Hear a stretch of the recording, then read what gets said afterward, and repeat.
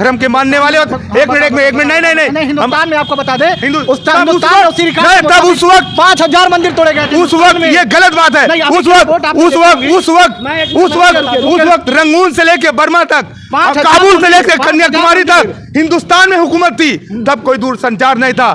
14वीं सदी में आप चले जाइए, सिर्फ बुत परिस्थिति थी। आप आज अपना मकान खुदवा लीजिए, आपके मकान के नीचे भी कहीं ना कहीं मूर्ति मिलेगी।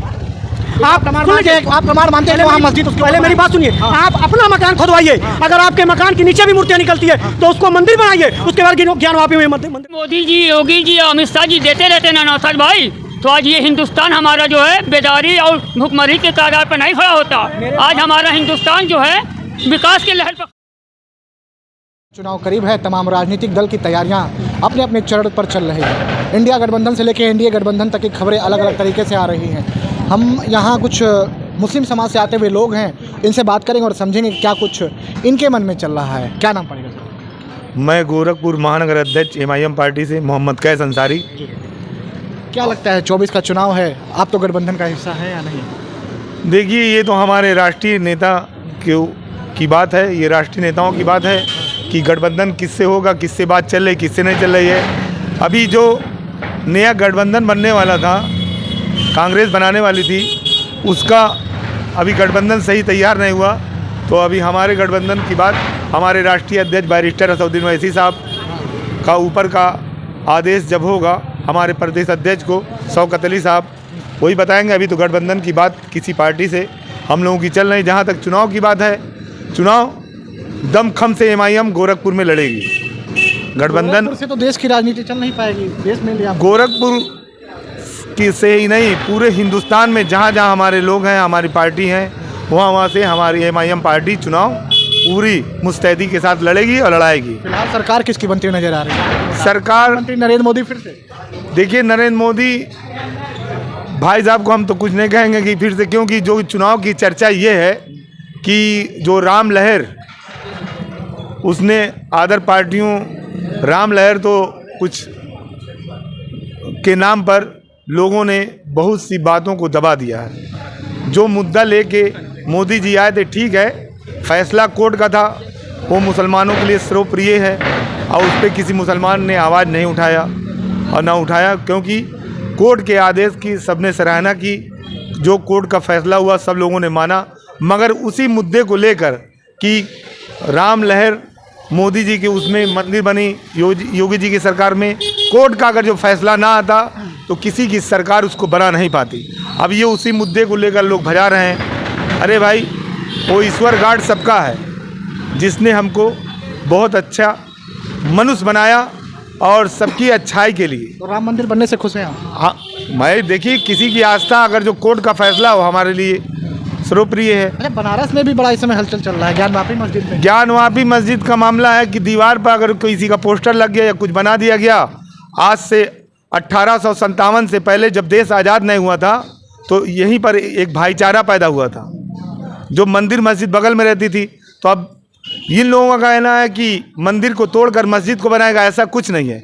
और लोगों को मानना चाहिए, क्योंकि मस्जिद उसी जगह बनती है जहाँ रजिस्ट्री पेपर की ज़मीन होती है, और इसी जगह मस्जिद नहीं होती है कि जहाँ पर नाजायज़ जगह, जहाँ वहाँ पर सजदा ही नहीं होगा। तो ऐसा हमारे पूर्वजों ने ऐसी गलती कर ही नहीं सकते। ASI सर्वे में तो वहाँ कुछ और निकल रहा है। अरे सर, वो दीवार को दिखाया जा रहा है कि दीवार पे, मान लीजिए पीछे की दीवार है, वहाँ पर किसी ने कुछ बना दिया गया भाईचारे में, तो उसको हम हटाएंगे नहीं। वो भाईचारा दूसरा था। अब इस वक्त का भाईचारा है सियासत को गर्म करने का, माहौल को ख़राब करने का। ये हिंदुस्तान का हिंदू और मुसलमान होने नहीं देगा। माहौल पहले नहीं ख़राब होता था? 2014 के पहले नहीं माहौल ख़राब? अरे सर, माहौल 2014 के पहले तो ख़राब होता था, है? इस वक्त माहौल को गर्म किया जा रहा है, मगर ऐसा होने नहीं दिया जाएगा। अपना नाम बताएं सर, 24 का चुनाव। मेरा नाम नौशाद अंसारी है, मैं आम आदमी पार्टी का जिला अध्यक्ष गोरखपुर हूँ। सबसे पहले आपके माध्यम से हिंदुस्तान के 125 करोड़ लोगों को मेरा प्यार भरा नमस्कार, सलाम, आदाब। मैं आपको बताना चाहता हूँ, आपने कहा कि 2024 का चुनाव सर पे है और आप इस चुनाव को कैसे देख रहे हैं। मेरे भाई, बहुत अच्छी बात आपने कहा है। भारत आज़ाद होने के बाद जब राजनीति शुरू हुई, हमेशा चुनाव होता रहा और इस बार भी चुनाव होगा। देखिए, पहले जो राजनीति होती थी, पहले जो चुनाव होता था वो विकास पे होता था, और अब की जो राजनीति है वो हिंदू और मुसलमान और मंदिर और मस्जिद पे हो रही है। शायद जहाँ तक मैं समझ पा रहा हूँ, जो मेरा अनुभव है, हिंदुस्तान के लोगों को अब रोज़गार की ज़रूरत नहीं है, हिंदुस्तान के नौजवानों को अब नौकरियों की ज़रूरत नहीं है, हिंदुस्तान के नौजवानों को मकानों की ज़रूरत नहीं है, हिंदुस्तान के नौजवानों को सड़कों की ज़रूरत नहीं है, हिंदुस्तान की जनता को ओवरब्रिज की ज़रूरत नहीं है। इनको अपना देश विकास होता हुआ दिखे और फिर से सोने की चिड़िया की तरह दिखे, ये हिंदुस्तान के लोगों को नहीं चाहिए। इसीलिए हिंदुस्तान के लोग अब सिर्फ मंदिर और मस्जिद और हिंदू और मुसलमान के नाम पे वोट करना पसंद कर रहे हैं। और ये दुर्भाग्य की बात है, पिछले 10 सुनिए, ये दुर्भाग्य की बात है कि मेरे हिंदुस्तान का नौजवान और मेरी माताएं बहनें इस चीज़ को ये भूल चुकी हैं और दो बहरूपियों के बहकावे में आ गई हैं। हमारी माताएं बहनें भी और नौजवान भी जो मंदिर मस्जिद और हिंदू मुसलमान के नाम पर वोट दे करके हिंदुस्तान को नर्क की तरफ ले जा रही हैं। अब आप कहेंगे मैं नर्क क्यों कह रहा हूँ? आपने देखा होगा 18 बार इस हिंदुस्तान के अंदर प्रधानमंत्रियों ने शपथ ली है। मोदी जी से पहले बहुत सारे प्रधानमंत्री रहे।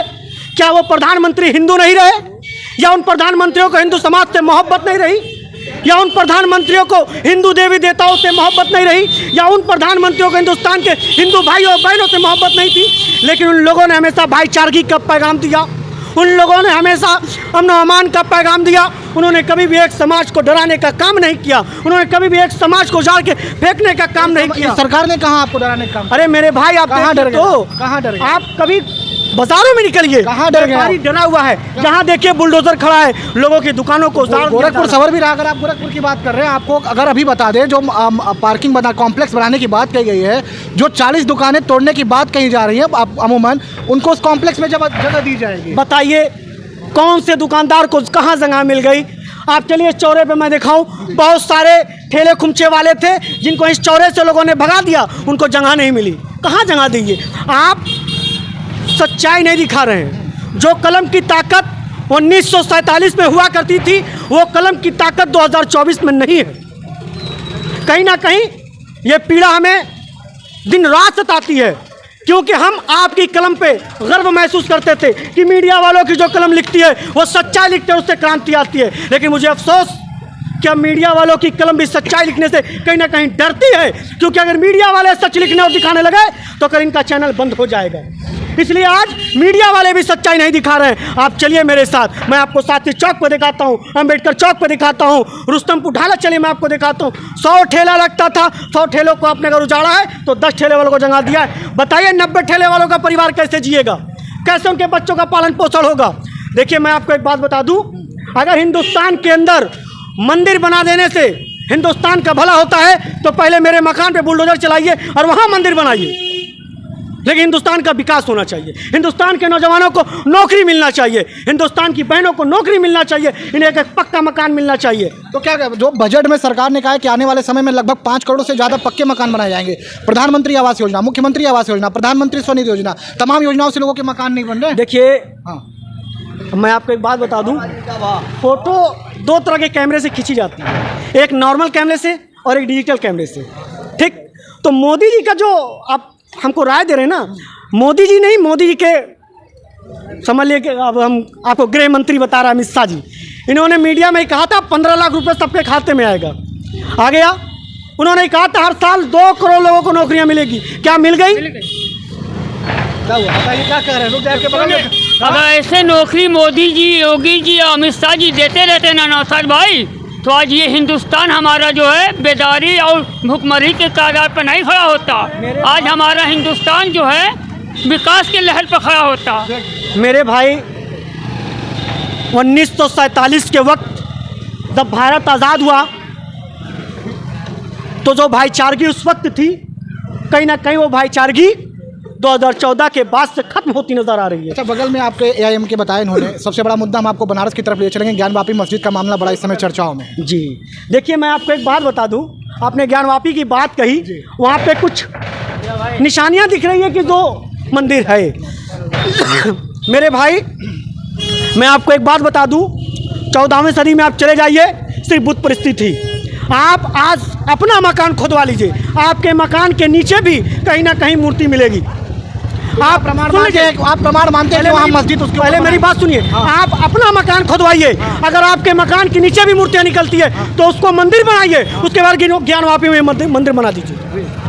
पहले हिंदुस्तान के एक एक लोगों के घरों को खोदिए, अगर उनके घरों के नीचे से भी मूर्तियाँ निकलती है उनके घरों पे भी मंदिर बनाइए, फिर ज्ञानवापी में भी बना लीजिए। मैं शौक से चलूँगा, मैं आपके साथ काम करूँगा और अब बनाइए ज्ञानवापी में मंदिर।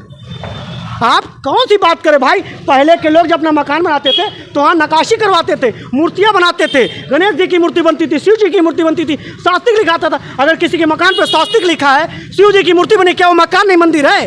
गिराएंगे उस मकान को, बनाएंगे मस्जिद में कहाँ से बन गया? मेरे भाई मैं आपको एक बात बता दूं, मैं मुसलमान हूँ, अपनी दौलत का भी मैं ज़कात देता हूँ। अगर मेरे पास पैसा है तो मैं उसका भी ज़कात देता हूँ, और मेरा सजदा सिर्फ जायज़ जगहों पे होगा, नाजायज़ जगहों पे नहीं होगा। मेरी जो मस्जिद बनती है वो लीगल होती है, लीगल नहीं होती है। तो मस्जिद में अगर आप बता रहे हैं जो प्रमाण आ रहे हैं तो प्रमाण तो घरों पे बनने चाहिए। अरे मेरे भाई मस्जिद मैंने अभी क्या कहा? हाँ बताएं। सब कुछ आपका, एक मिनट बताएं। हाँ बताएं। साथियों, जो बात अभी ज्ञानवापी की कैमरे के माध्यम से हमारे भाई साहब पूछ रहे थे, ज्ञानवापी मस्जिद पर परमार मिल रहा है दीवारों पर, वो वक्त दूसरा था कि जब हमारा भाईचारा था, हमारे अपने लोग थे और वो खुलूस और वो मोहब्बत थी कि मंदिर और मस्जिद सटे बनाई जाती थी। अब इस दौर में उसको आपने एक आस्था के तहत और सियासत करके और सत्ता हासिल करने के लिए, हिंदू और मुसलमान को लड़ाने के लिए इसी हिंदुस्तान में जो बात को बताया जा रहा है कि मंदिर को तोड़कर मस्जिद को बनाया गया है, ये सरासर गलत है। कभी हमारे पूर्वज जो आलिम हाफिज, मुगलिया सल्तनत 800 साल यहाँ हुकूमत थी, उस वक्त ना टीवी थी, ना मीडिया था, ना कोई दूर संचार था, हुकूमत हमारी थी।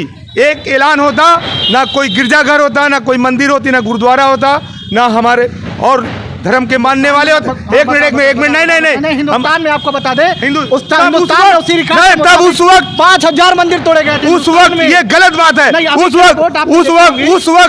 उस वक्त रंगून से लेके बर्मा तक, काबुल से लेकर कन्याकुमारी तक हिंदुस्तान में हुकूमत थी, तब कोई दूर संचार नहीं था। ये लोग जो हिंदू और मुसलमान में नफरत की खाई डाल रहे हैं, ये गलत है और कभी ऐसा हो नहीं सकता, क्योंकि ये लज्जा का देश है। यहाँ हिंदू के घर की औरतें घूंघट में और मुसलमान के घर की औरतें निकाब में रहती हैं। ये लज्जा का देश है। यहाँ पर नफरत आप लात डालिए हुकूमत पाने के लिए, मगर ऐसी हुकूमत को हम लात मारते हैं जो बीच में हिंदू मुसलमान के नफरत डालकर हुकूमत करना चाहती हैं। जी बताएं भाई, बताएं आप कुछ कह रहे हैं। आपने कहा कि 500 मंदिरें उस वक्त तोड़ दी गई, 5000। मैं एक बात बता दूं मेरे भाई, आप इतिहास पढ़िए, आप इतिहास पढ़िए। जब आप इतिहास पढ़ेंगे तो आपको मालूम होगा कि दुनिया के अंदर एक लौती कौम है जो देना जानती है, लेना नहीं जानती है। अल्लाह ने हमें देने वाला बनाया है, मांगने वाला नहीं बनाया है। हम उस कौम से ताल्लुक़ रखते हैं। अल्हम्दुलिल्लाह अल्लाह ने हमें मुसलमान बना के दुनिया में भेजा है। मैं आपको एक बात बता दूं मेरे भाई, आज भी हिंदुस्तान के हमारे हिंदू भाइयों को हमारे धर्म से इतनी मोहब्बत है और इतना यकीदा है कि जब मस्जिदों में नमाज होती है तो अपने बच्चे को लेकर के बोतल में दूध और पानी लेकर खड़ी रहती हैं कि भैया थोड़े फूंक मार दीजिए, मेरा बच्चा ठीक हो जाएगा। अब कौन सी बात करें मेरे भाई, हम नफरत फैलाने वाले नहीं हैं, ना हमने नफरत कभी की थी, ना नफरत फैलाई है और ना कभी नफरत करेंगे। हम तो अमन व अमान फैलाने वाले, हम मोहब्बत का पैगाम देते। मेरे भाई सुनिए सुनिए, आज पूरी दुनिया के रोकेंगे। आप सर, चुनाव आ रहा है 24 में, किसको वोट देना चाहते हैं? हम किसी को नहीं देना चाहिए। पहले बात हो जाने दी, हम चुनाव पे चलेंगे। सुनिए, आपने कहा, आपने जो बात कही मैं उस बात पे बता दूं। आपने कहा तो मैं आपको एक बात बता दूं, पूरी दुनिया के अंदर अगर आप देखिए तो 57 मुस्लिम देश हैं। पूरी दुनिया के अंदर 57 मुस्लिम देश है। अगर मुस्लिम नफरत फैलाने का काम करते तो एक भी मुस्लिम देश नहीं होता, एक भी मुस्लिम देश नहीं होता। फिर भी आपने राम मंदिर के मुद्दे पर कड़ा रुख जता दिया भारत। मेरे भाई, अगर मैं कड़ा रुख जताता तो सुप्रीम कोर्ट के फैसले को गले से नहीं लगाता। जाहिर सी बात है, भारत है तो सुप्रीम कोर्ट का फैसला चलेगा।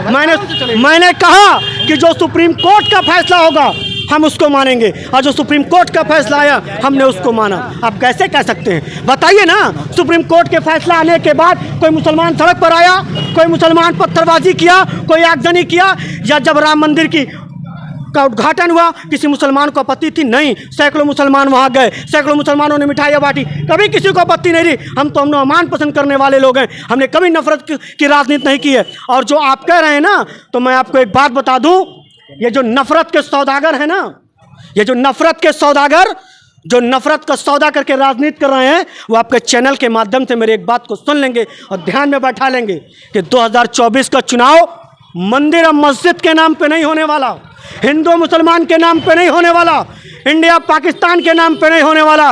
ये चुनाव युवाओं को रोजगार, गरीबों को मकान, स्वच्छ भारत के नाम पर होगा। भारत को अच्छे अस्पतालों की ज़रूरत है, भारत को अच्छे स्कूलों की ज़रूरत है, भारत के नौजवानों को नौकरियों की ज़रूरत है। जिस तरह नेताओं के बिजली फ्री है, पानी फ्री है, मकान फ्री है, उसी तरह इन नौजवानों का फ्री होगा। और ये सिर्फ और सिर्फ आम आदमी पार्टी और अरविंद केजरीवाल करेगी। अगर ये गठबंधन में थे आप, तो गठबंधन पे थे पंजाब में, आप गठबंधन से हट गए। मैं एक बात बता दूं, मेरा नेता अरविंद केजरीवाल जानता है कि पूरे हिंदुस्तान के अंदर ये काम सिर्फ अरविंद केजरीवाल कर सकता है, बाकी सब चोर हैं। अच्छा। बाकी सब चोर हैं, कोई नहीं करेगा। आपके नेता क्या है अवैसी साहब? हम लोग तो कह रहे हैं केजरीवाल जी सिर्फ सच्चे हैं। हम केजरीवाल की बात नहीं करेंगे, क्योंकि हिंदुस्तान के प्राइम मिनिस्टर बीजेपी के प्रधानमंत्री नरेंद्र मोदी जी, देखिए हमारी बस MIM की एक अपील है कि जो हिंदुस्तान के संविधान के दायरे में जो काम हो रहा है, आप किसी के हक अधिकार को रोक नहीं सकते। इस वक्त उत्तर प्रदेश में जो बहुत से लोग डरे सहमे हुए हैं, हम चाहते हैं ये डर को ख़त्म करके और वोट को अच्छी जगह मुत्तहिद होकर देना चाहिए और सरकार को बदलनी चाहिए। बहुत बहुत धन्यवाद। जिस तरीके से आप बता रहे थे कि 2024 के चुनाव में देश की राजनीति में क्या कुछ चल रहा है और इनके मन में क्या है, सबसे बड़ी चीज़ ये है कि देश के मन में इस समय चल क्या रहा है, 24 का चुनाव करीब है।